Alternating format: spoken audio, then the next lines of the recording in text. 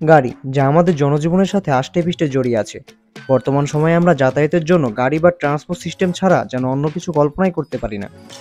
কিন্তু একটা সময় ছিল যখন মানুষ হাতি, ঘোড়া বা অন্যান্য জীবের পিঠে বসে যাতায়াত করত। আবার কখনো কখনো পায়ে হেঁটে শত শত মাইল পাড়ি দিত। ধীরে ধীরে প্রযুক্তির বিপ্লবের ফলে জনজীবন আরও সহজ হতে থাকে। 1700 খ্রিস্টাব্দে স্টিম ইঞ্জিনের প্রচলন শুরু হয়েছিল। কিন্তু এই স্টিম ইঞ্জিনের বেশ কিছু সমস্যা ছিল। এতে যে পরিমাণ জ্বালানি ব্যবহার করা হতো সেই তুলনায় খুব কম পরিমাণ শক্তি উৎপাদন হতো, যার ফলে এর গতি ছিল খুবই কম। এরপর যখন ডিজেল ইঞ্জিন আসে তখন আর তেমন কোনো সমস্যাই থাকে না। এর গতি স্টিম ইঞ্জিনের তুলনায় অনেক বেশি ছিল। ডিজেল ইঞ্জিন আবিষ্কার হওয়ার পর গাড়ি আর ট্রান্সপোর্ট সিস্টেম এক নতুন মাত্রা যোগ হয়। মানুষের জীবন আরও সহজ হতে থাকে। কিন্তু আমরা কি জানি এই ডিজেল ইঞ্জিন আবিষ্কারে কোন মহান বিজ্ঞানীর অবদান রয়েছে এবং কীভাবেই বা তিনি এই ইঞ্জিন আবিষ্কারের আইডিয়া পেয়েছিলেন? রুডolf ডিজেল। এটি এমন একটি নাম যা সমস্ত মানুষের জীবনে গতির সাথে জড়িয়ে আছে, যার অকৃত্রিম অবদানে ডিজেল ইঞ্জিনের আবিষ্কার হয়েছিল, যার অবদানের কারণে ঘুচে গেছে সমস্ত রাস্তার দূরত্ব। মানুষ খুব কম সময়ে নিমিষে এক স্থান থেকে অন্য স্থানে যাতায়াত করতে পারছে। এই আবিষ্কারের জন্ম হয় 18 মার্চ 1858 সালে ফ্রান্সের প্যারিসে। তো চলুন জেনে নেই রুডolf ডিজেলের জীবনের রহস্যময় ঘটনা এবং তিনি কিভাবে এই ডিজেল ইঞ্জিন আবিষ্কার করেছিলেন। রুডolf ডিজেল, যার ছোটবেলা থেকে বিজ্ঞান ও প্রযুক্তির উপর ছিল প্রচণ্ড আগ্রহ। রুডolfের বাবা মা 1817 সাল থেকে প্যারিসে বসবাস শুরু করেছিল। রুডolf তার শৈশবের প্রথম 12 বছর ফ্রান্সে কাটিয়েছিলেন, কারণ 1870 সালের মধ্যে ফ্রান্সে একটা যুদ্ধ হয়েছিল, আর এই যুদ্ধটা তাদের জীবনে বড় একটা হুমকি হয়ে দাঁড়ায়। তখন রুডolfের ফ্যামিলি লন্ডনে চলে আসে এবং রুডolfের বাবা মা রুডolfের পড়ালেখার জন্য তার চাচার কাছে জার্মানিতে পাঠিয়ে দেন। মাধ্যমিক শেষে রুডolf মিউনিক পলিটেকনিক ইনস্টিটিউটে পড়াশোনা করতেন। পলিটেকনিক ইনস্টিটিউটে পড়ার সময় তিনি অসুস্থ হয়ে পড়েন এবং টাইফয়েড জ্বরে আক্রান্ত হন। এটি তার স্নাতক 1 বছর বিলম্বিত করে। এই বছরে তিনি সুইজারল্যান্ডের একটি ইঞ্জিনিয়ারিং ফ্যাসিলিটিতে কাজ করতেন, যা তার জ্ঞান এবং অভিজ্ঞতার প্রসার ঘটিয়েছিল। এরপর 1880 সালে রুডolf স্নাতক শেষ করার পর একটি রেফ্রিজারেশন টেকনোলজিতে কিছুদিন কাজ করে। এরপর রুডolf আবার প্যারিসে ফিরে যান এবং সেখানে একটি রেফ্রিজারেশন মেশিনারি প্লান্টের প্রফেসর হিসেবে কাজ করেন। এরপর 1890 সালে রুডolfের প্রমোশন হলে তিনি বার্লিনে অবস্থান করেন। এই সময়ের মধ্যে তিনি বিবাহিত ছিলেন এবং তখন তার 2টি ছেলে এবং একটি মেয়ে ছিল। এরপর রুডolf নিকোলাস কর্নোটের থিওরির উপর কাজ শুরু করেন। এটি ছিল এমন একটি থিওরি যা দিয়ে একটি অন্তর্দহন ইঞ্জিন তৈরি করা যেতে পারে। 2 বছর ধরে এই প্রকল্পে কাজ করেন তিনি। পরে 1892 সালে ইঞ্জিনের প্রথম একটি প্রোটোটাইপের জন্য একটি জার্মানি পেটেন্ট পান। রুডolf কিছু বিষয় মাথায় রেখে তার ইঞ্জিনটিকে তৈরি করেছিলেন। তিনি লক্ষ্য করেছিলেন যে তৎকালীন সময়ে যে সকল বাহ্যিক দহন ইঞ্জিন ছিল তা অনেক বেশি জ্বালানির অপচয় করত। তাছাড়া এই সকল ইঞ্জিনগুলো অনেক ভারী এবং কোলাহলপূর্ণ ছিল। তাই তিনি এই বিষয়গুলোর প্রতি লক্ষ্য রেখে এগিয়ে যেতে থাকেন। 1893 সালে রুডolf জার্মানির আগস্টবার্গে তার ডিজেল ইঞ্জিনের একটি প্রথম সংস্করণ প্রদর্শন করেন। এই সংস্করণটি চীনাবাদাম তেলের উপর চলে। এরপরে রুডolf আরও কিছু বছর কাজ করতে থাকে। এরপর তিনি 1898 সালে মিউনিক প্রদর্শনীতে একটি ডিজেল ইঞ্জিন প্রদর্শন করেছিলেন। রুডolfের এই ডিজেল ইঞ্জিনটি ছিল 1892 সাল থেকে 1897 সাল পর্যন্ত বেশ কয়েকটি পুনরাবৃত্তির মাধ্যমে উদ্ভাবিত একটি ইঞ্জিন। রুডolf 1898 সালে তার ডিজেল ইঞ্জিনের জন্য একটি মার্কিন পেটেন্ট পায়।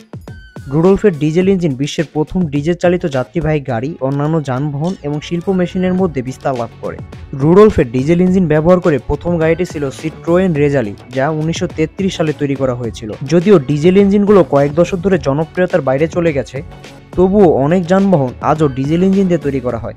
ডিজেল চালিত যাত্রীবাহী গাড়ি সাফল্যের পূর্বে ডিজেল ইঞ্জিনটি প্রথম শিল্প ব্যবহারে সাফল্য লাভ করেছিল।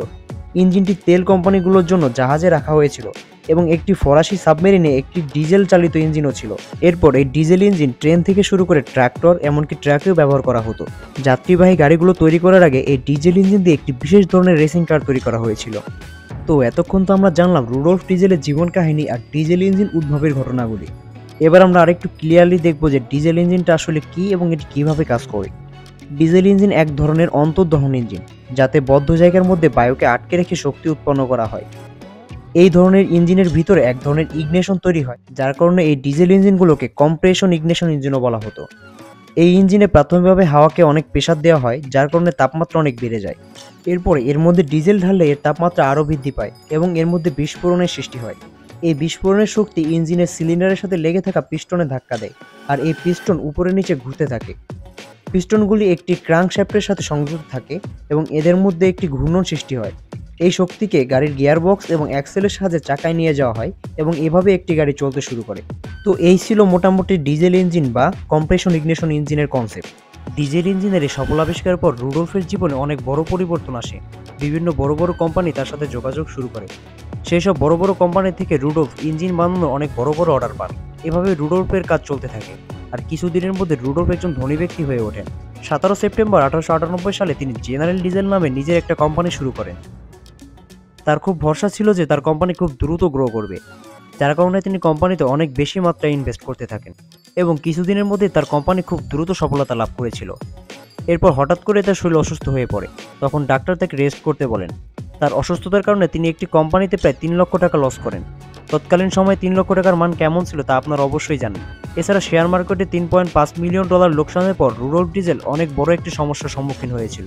তখন তিনি তার 4 সিলিন্ডারে কম্প্যাক্ট ইঞ্জিনে প্যাটেন্টটি হারিয়ে ফেলেছিলেন। রুডolফের মৃত্যু কিভাবে হয়েছিল তা এখনও কেউ জানে না। তার মৃত্যু এখন একটি রহস্যই রয়ে গেছে। কিন্তু অনুমানে বলা হয়েছে যে শেষ জীবনে তিনি অনেক অবসাদে ভুগছিলেন, সেই কারণে হয়তো সে সুসাইড করেছিল। আবার অনেকের ধারণা রুডolফের তৈরি ডিজেল ইঞ্জিন সেই সময় খুব সাড়া ফেলেছিল। এই কারণে স্টিম ইঞ্জিনের চাহিদা কমে যায়। আর স্টিম ইঞ্জিনের প্রধান জ্বালানি ছিল কয়লা। বলা হয় সে সময় কিছু বড় বড় কয়লার কোম্পানির মালিকেরা হয়তো রুডolফকে ষড়যন্ত্র করে হত্যা করেছিল। 29 ডিসেম্বর 1913 সালে রুডolফ ডিজেল হঠাৎ করে নিখোঁজ হয়ে যান। আর তার মৃতদেহ কয়েকদিন পরে খুঁজে পাওয়া যায়। তার মৃতদেহের অবস্থা এমনই ছিল যে তাকে দেখে চেনার কোনো পরিস্থিতিই ছিল না। অবশেষে তার ছেলে ইউজেন মরদেহ থেকে প্রাপ্ত জিনিস দেখে চিনতে পারে যেটি তার বাবা। আর এভাবেই সেই সময়কার একজন মহান বিজ্ঞানীর জীবনের অবসান ঘটে।